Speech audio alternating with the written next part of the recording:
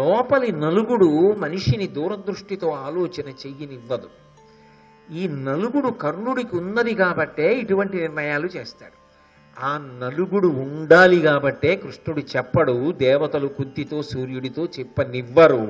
ఇలాంటి ప్రతిజ్ఞలు చేయించి అక్కడ ఉన్నటువంటి దేవతాంశలే, అక్కడున్నటువంటి దైవానుగ్రహంతో వచ్చిన వాళ్లే దుర్యోధన పతనానికి కారణమవడానికి కావలసిన ప్రతిజ్ఞలు చేయిస్తుంటాడు. అది దేవతా వ్యూహం. అందులో కర్ణుడు పావవడం, కర్ణుడు ఇంత నలుగుడు భరించడం, ఆ కర్ణుడే యుద్ధం జరిగినా యుద్ధం పోయినా అమంగళకరమైన మాట మాట్లాడినా వీటన్నింటికీ కారణమవ్వడం. అప్పుడు దుర్యోధనుడు ఏమనుకుంటాడు, ఇది విని నా కర్మ కాకపోతే భీష్ముడు చచ్చిపోయే వరకు నువ్వు యుద్ధం చేయకపోవడం ఏమిట్రా, ఏమైనా బాగుందా ఇది అనుకుంటాడా అనుకోడా? మరి అప్పుడు స్నేహితుడికి ఉపకారం చేశాడా అపకారం చేశాడా అంటే అలా అన్నాడు అనుకోండి దుర్యోధనుడు. వెంటనే కర్ణుడు ఏమంటాడంటే, నీకెందుకు ఈ వీళ్ళ మీద నమ్మకం, వాళ్ళు పాండవ పక్షపాతం, వాళ్ళు ఎలాగో ఏం చేయరు పాండవుల్ని. ఆయన ఏం చేస్తాడు, సైన్యాల్ని వాటిని కొడతాడు, కొట్టి వెళ్ళిపోని, నేను వస్తా తర్వాత.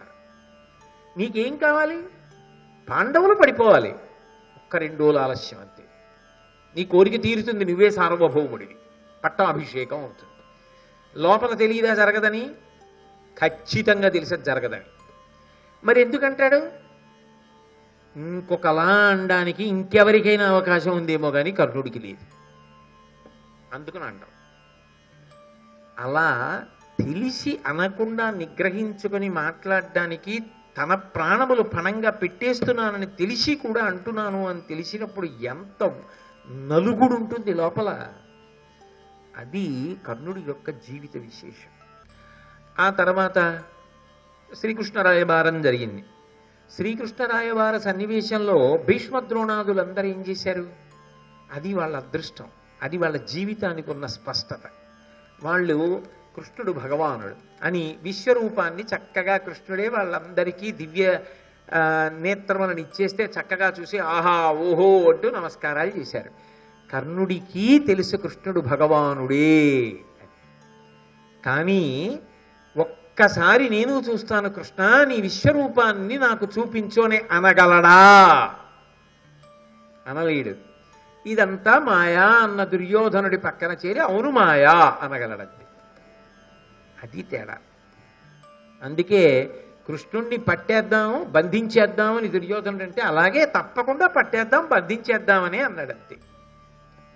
అందుకే దుష్టచతుష్టయంలోకే స్థానం మిగిలిపోయింది. ఒకప్పుడు కర్ణుడు రాయబారం అంతా అయిపోయిన తరువాత కృష్ణ పరమాత్మని దిగబెట్టడం కోసమని బయటికి వెళ్ళారు. ఒప్పుకున్నా ఒప్పుకోకపోయినా అదో గౌరవం కదా వచ్చిన వాడిని దిగబెట్టడం. అందుకని ధృతరాష్ట్రుడు కర్ణుడు వీళ్ళందరూ కృష్ణ పరమాత్మని దిగబెడుతున్నారు. కృష్ణ పరమాత్మ ఏం చేశాడంటే రథం ఎక్కేసి మిగిలిన వాళ్ళందరికీ వీడ్కోలు చెప్పి అంతఃపురంలోకి వెళ్ళండి, ఇక నేను బయలుదేరుతున్నానని సాత్యకి పక్కన రథం మీద ఉన్నాడు. దారుకుడు సారథి. దారుకుడిని రథం పోని అని సంజ్ఞ చేసి కర్ణుడి వైపు తిరిగి ఆయన చేయి పట్టుకుని, రావోయ్ కాసేపు మాట్లాడుతున్నాను, అక్కడి వరకు దిగబెడదు కానివి, తర్వాత వచ్చేద్దు కానివి అన్నాడు. కర్ణుణ్ణి తన రథం ఎక్కించుకున్నాడు, తన పక్కన కూర్చోబెట్టుకున్నాడు. ఎవరిని? ఎవరు? కృష్ణుడు కర్ణుణ్ణి ఎక్కించుకుని కొంత దూరం తీసుకెడుతున్నాడు. దుర్యోధనుడికి అనుమానం రావాలా? రాదు. ఎందుకు రాదో తెలుసా? ఏం చెప్పినా వినడం. అతను నాతో పెట్టుకున్న మైత్రీ బంధం అటువంటిది. అందుకే కృష్ణుడు నీకు ఏం చెప్పాడని అడగలేదు కర్ణుడు. కర్ణుడు నాతో కృష్ణుడికి మాట్లాడాడని దుర్యోధనుడికి చెప్పలేదు.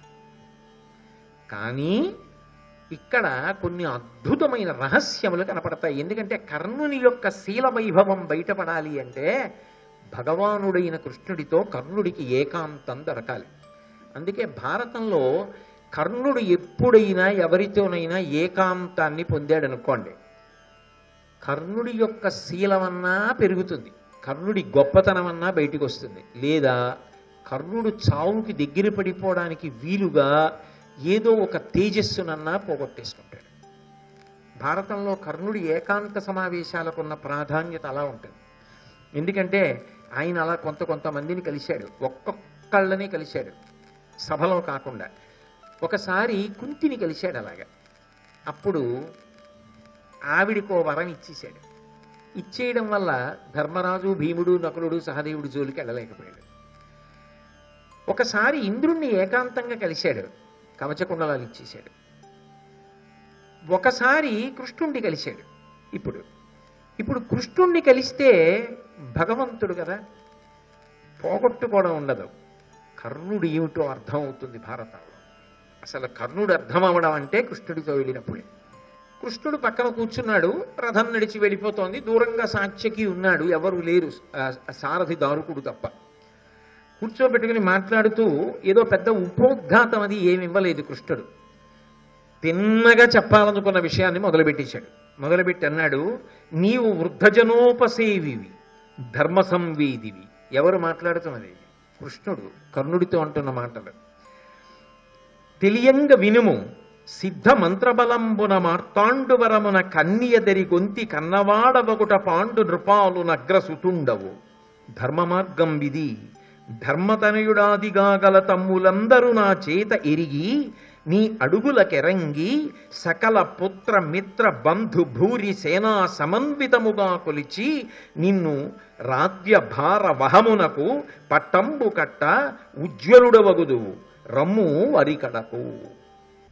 కర్ణుడా, నేను నీకు ఇవాళ కొన్ని విషయాలు చెప్తాను విను.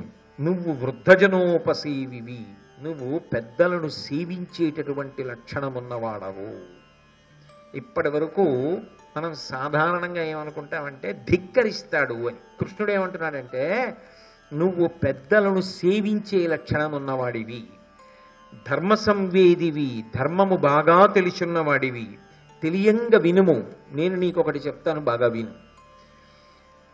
ఒకప్పుడు ఒక సిద్ధుడిచ్చినటువంటి మంత్రబలం కారణం చేత సూర్యుని యొక్క అనుగ్రహ విశేషంగా కుంతీదేవి ఒక కుమారుణ్ణి కంది. ఆ కుమారుడే నువ్వు. కాబట్టి నువ్వు ధర్మరీత్యా ఆలోచిస్తే పాండురాజు యొక్క పెద్ద కుమారుడవు, ధర్మరాజు కన్నా పెద్దవాడి. నువ్వు నాతో రా, నేను ఈ విషయాలు నిన్ను తీసుకెళ్ళి ధర్మరాజుకి చెప్తాను. ధర్మరాజుకి చెప్పిన తర్వాత ధర్మరాజు కాదు, భీముడు, అర్జునుడు, నకులుడు, సహదేవుడు పరమ ప్రీతితో నీ పాదములకు నమస్కారం చేసి నీకే పట్టాభిషేకం చేస్తారు.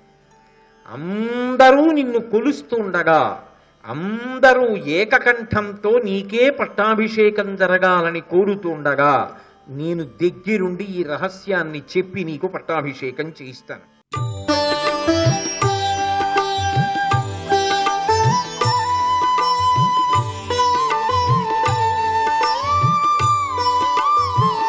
సర్వం శ్రీ ఉమామహేశ్వర పరబ్రహ్మార్పణమస్తు.